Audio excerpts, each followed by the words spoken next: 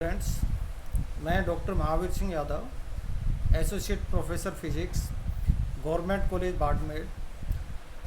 आज आप लोगों को बीएससी पार्ट फर्स्ट फिजिक्स का पेपर थर्ड इलेक्ट्रोमैग्नेटिक्स की यूनिट फर्स्ट का जो topic scalar and vector fields, इस पर अपना व्याख्यान देने वाला हूँ। हम जानते हैं कि सामान्यतः भौतिक राशियों को दो प्रकार से अदिश और सदिश राशि के रूप में अध्ययन किया जाता है। तो वह उसी तरह से यहाँ जो स्केलर और वेक्टर फील्ड क्या होते हैं, क्या उनकी प्रॉपर्टी होती है, कैसे इनके ग्राफिकल रिप्रेजेंटेशन होता है, इसके बारे में मैं आप लोगों को बताने वाला हूँ। तो सबसे पहले आज जो टॉपिक रहेंगे उनमें कॉन्सेप्ट ऑफ फील्ड्स, फील्ड का की क्या अभिधारणा है। दूसरा है स्केलर फील्ड या एडिस फील्ड क्या होता है, एडिस क्षेत्र क्या होता है। Graphical representation of scalar field, graphical representation scalar field का किस तरह से किया जाता है। वेक्टर फील्ड सदिश क्षेत्र क्या होता है और उसका ग्राफिकल रिप्रेजेंटेशन किस तरह से किया जाता है। तो सबसे पहले मैं लेता हूँ कॉन्सेप्ट ऑफ फील्ड अर्थात क्षेत्र की अवधारणा। यदि किसी बिंदु P के कार्तीय निर्देशांक कार्टेशियन कोऑर्डिनेट यदि x y z हैं और इस बिंदु पर किसी भौतिक राशि का मान a है, तो उस भौतिक राशि को तो a equal to a x y z के द्वारा उसको रिप्रेजेंट कर देते हैं। अब वह क्षेत्रीय आकार जिसमें भौतिक राशि का मान प्रेक्षण बिंदु के निर्देशांकों पर निर्भर करता है, उसे भौतिक राशि का क्षेत्र कहते हैं। भौतिक राशि की प्रकृति के अनुसार क्षेत्र दो प्रकार के होते हैं, अदिश क्षेत्र और सदिश क्षेत्र। अब दोनों के बारे में अलग अलग हम स्टडी करते हैं। तो सबसे पहले मैं लेता हूँ अदिश क्षेत्र। डेफिनेशन क्या है? वह क्षेत्रीय आकाश जिसमें किसी अदिश राशि का मान प्रेक्षण के निर्देशांकों पर निर्भर करता है, अदिश क्षेत्र कहलाता है। माना x y z निर्देशांक वाले किसी प्रेक्षण बिंदु पर अदिश राशि का मान फाई है, तो phi equal to phi x y z के द्वारा इस अदिश क्षेत्र को निरूपित कर दिया जाता है। अर्थात ये जो अदिश क्षेत्र फाई है, अदिश राशि फाई है, यदि x y z पर निर्भर करती है तो उसको क्या कह दिया जाता है? अदिश क्षेत्र कह दिया जाता है। अदिश क्षेत्र के एग्जाम्पल के रूप में हम यदि अध्ययन करते हैं तो ऐसी स्थिति में पाते हैं विद्युत विभव अर्थात इलेक्ट्रिक पोटेंशियल है, ये अदिश क्षेत्र का एग्जाम्पल है। इसी तरह से ग्रेविटेशनल पोटेंशियल है, गुरुत्व विभव है, ये भी अदिश क्षेत्र का एग्जाम्पल है। टेम्परेचर अर्थात ताप, घनत्व अर्थात डेंसिटी आदि, ये सभी स्केलर फील्ड के और एग्जाम्पल हैं। अब इसका ग्राफिकल रिप्रेजेंटेशन किस तरह से किया जाता है? तो यहाँ एक समविभवीय जो पृष्ठ होते हैं उनको एक इस तरह से वो खींच दिया जाता है। जैसे यहाँ ए और बी दो दिखाए गए हैं कि कोई सरफेस S1 है या कोई भौतिक राशि या एक भौतिक क्षेत्र φ1 है, तो उसके लिए सम विभव पृष्ठ S1 के द्वारा रिप्रेजेंट कर दिया जाता है। इसी तरह से φ2 भौतिक अदिश क्षेत्र के लिए समविभव पृष्ठ S2। यदि बिंदु आवेश है तो उसके लिए हम ये S1 और S2 ये दो फील्ड इस Q के कारण से B वाला जो ये है इसके अंदर हम इसको रिप्रेजेंट कर देते हैं। तो किसी भी अदिश राशि का ग्राफीय निरूपण क्षेत्रीय आकाश में अनेक ऐसे पृष्ठ खींचकर किया जाता है जिन पर अदिश राशि का मान नियत होता है। ऐसे पृष्ठों को सम अदिश या इक्वी स्केलर सरफेस कहते हैं। जैसे चित्र पे किसी बिंदु आवेश Q के कारण S1 और S2 समविभव पृष्ठ हैं जिन पर विभव का मान क्रमशः φ1 व φ2 है। किसी बिंदुवत आवेश के कारण आवेश को केंद्र मानकर खींचे गए गोलाकार पृष्ठ के प्रत्येक बिंदु पर विद्युत विभव का मान समान होगा, अतः ये गोलाकार पृष्ठ बिंदुवत आवेश के लिए समविभव पृष्ठ होंगे। अदिश क्षेत्र, क्या विशेषता है अदिश क्षेत्र की? अदिश क्षेत्र एकलमानी होता है, इसलिए अदिश क्षेत्र में किसी एक बिंदु पर अदिश राशि का एक ही मान होता है।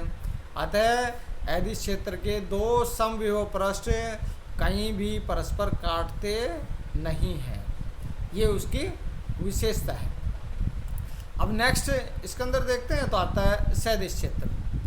यहाँ ये जो सदिश क्षेत्र है, ये सदिश क्षेत्र ऊपर इसके अंदर बंदिश क्षेत्र हो गया, ये सदिश क्षेत्र है। यहाँ ये एक्चुअल के अंदर यहाँ ये वाला ये सदिश क्षेत्र है।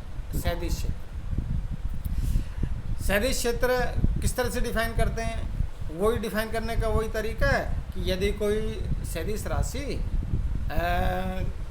का मान यदि स्थिति परिवर्तन के साथ में परिवर्तित होता है और यदि वो उसका परिमाण वो किस पे दिशा पर निर्भर वो करता है, तो ऐसी स्थिति के अंदर उसको सदिश राशि कह देते हैं। तो ऐसी स्थिति में इस क्षेत्र के लिए किस तरह से इसको डिफाइन कर देते हैं? यदि किसी क्षेत्र के प्रेक्षण बिंदु की स्थिति में परिवर्तित करने से सदिश राशि के मान, परिमाण या दिशा अथवा दोनों में परिवर्तन होता है, अर्थात सदिश राशि प्रेक्षण बिंदु के निर्देशांकों पर निर्भर करता है, तो वह सदिश क्षेत्र कहलाता है।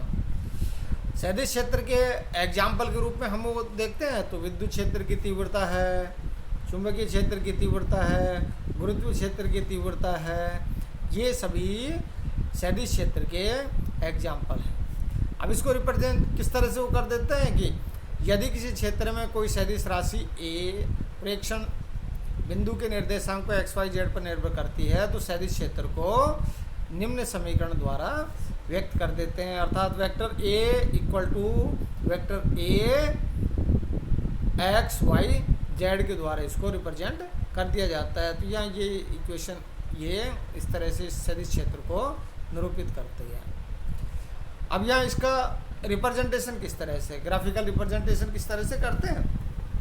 तो सदिश क्षेत्र का ग्राफिकल निरूपण रेखाओं द्वारा व्यक्त करते हैं। इन रेखाओं को क्षेत्र रेखाएं, फील्ड लाइन्स या फ्लक्स रेखाएं भी कहते हैं। क्षेत्र में इन रेखाओं को इस प्रकार खींचा जाता है कि इन रेखाओं के किसी बिंदु पर खींची गई स्पर्श रेखा सदिश क्षेत्र की दिशा को व्यक्त करती है। विद्युत एक चुंबकीय क्षेत्र में खींची गई क्षेत्र रेखाएं बल रेखाएं लाइन्स ऑफ फोर्स भी कहलाती हैं, लाइन्स ऑफ फोर्स कहलाती हैं। यहाँ जैसे इसके अंदर ये इस चित्र के अंदर दिखाया गया है, सदिश क्षेत्र के किसी बिंदु पर सदिश क्षेत्र की दिशा के लंबवत अल्पांश क्षेत्रफल से निर्गत प्रति एकांक क्षेत्रफल बल रेखाओं की संख्या सदिश क्षेत्र के परिमाण के बराबर होती है और जिन्हें फ्लक्स के द्वारा भी इसको परिभाषित कर देते हैं। अब देखते हैं, माना किसी बिंदु पर बल रेखाओं के लंबवत स्थित अल्पांश क्षेत्र DA, अल्पांश क्षेत्र क्या ले लेते हैं DA से, और D फाई क्षेत्र रेखाएं क्या होती हैं, गुजरती हैं। तो सदिश क्षेत्र की तीव्रता का परिमाण कितना हो गया, इस इक्वेशन के द्वारा दे देते हैं, इक्वेशन 1 के द्वारा दे देते हैं। D vector A vector field A magnitude equal to D phi upon DA, इसलिए सदिश क्षेत्र A किसके बराबर हो गया, इस इक्वेशन 2 के द्वारा दे देते हैं। सदिश क्षेत्र A equal to D phi upon DA into N cap, जहाँ एन कैप DA के लंबवत एकांक सदिश है, जो इस अवस्था में सदिश A को भी दिशा निरूपित करता है, A की भी दिशा निरूपित करता है, जिसको इक्वेशन 3 के द्वारा वो व्यक्त कर देते हैं। N cap dot DA equal to vector D है। यहाँ समीकरण 2 को एकांक सदिश एन कैप से अदिश गुणनफल करने पर, या सदिश में जो वेक्टर A को रिप्रेजेंट किया है, वेक्टर फील्ड A को रिप्रेजेंट किया है, उसको एन कैप से दोनों साइड मल्टीप्लाई कर देते हैं। तो ऐसी स्थिति के अंदर ये D फाई की वैल्यू अपने को देखने को मिलती है, अर्थात फ्लक्स इक्वेशन 4 के द्वारा देते हैं D phi upon equal to vector A dot DA के द्वारा इसको रिप्रेजेंट कर दिया जाता है। यदि किसी सदिश क्षेत्र A विद्युत क्षेत्र की तीव्रता है तो विद्युत फ्लक्स कहलाता है, तथा यदि सदिश क्षेत्र A चुंबकीय क्षेत्र की तीव्रता है तो D फाई चुंबकीय फ्लक्स कहलाएगा। यदि विद्युत क्षेत्र है तो ऐसी विद्युत फ्लक्स कहलाता है d∅, और यदि चुंबकीय क्षेत्र है वेक्टर फील्ड A, तो ये चुंबकीय फ्लक्स के रूप में जानी जाती है। यहाँ सदिश क्षेत्र का जो स्थिति फलन होता है वह भी अदिश क्षेत्र की तरह से ही एकलमानी होता है, अर्थात सदिश क्षेत्र रेखाएं परस्पर काटती नहीं हैं। सदिश क्षेत्र दो प्रकार के होते हैं, एक होता है समरूप अर्थात यूनिफॉर्म, और दूसरा होता है असमरूप अर्थात नॉन यूनिफॉर्म। समरूप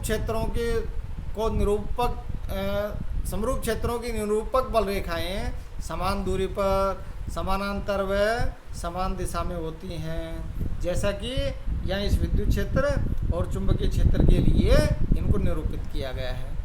जबकि असमरूप क्षेत्रों की निरूपक बल रेखाएं असमान दूरी पर होती हैं अथवा परस्पर समानांतर व समान दिशा में नहीं होती, जैसे कि इस विद्युत क्षेत्र के लिए यहाँ ये दिखाया गया है। तो इस तरह से यहाँ अदिश और सदिश क्षेत्र और उनका जो निरूपण है वो इस तरह से आज के व्याख्यान के अंदर मैंने बताया है। नेक्स्ट इनकी जो प्रॉपर्टीज़ है वो अगले व्याख्यान के अंदर होगी। आज के लिए इतना ही बहुत है। बहुत बहुत धन्यवाद।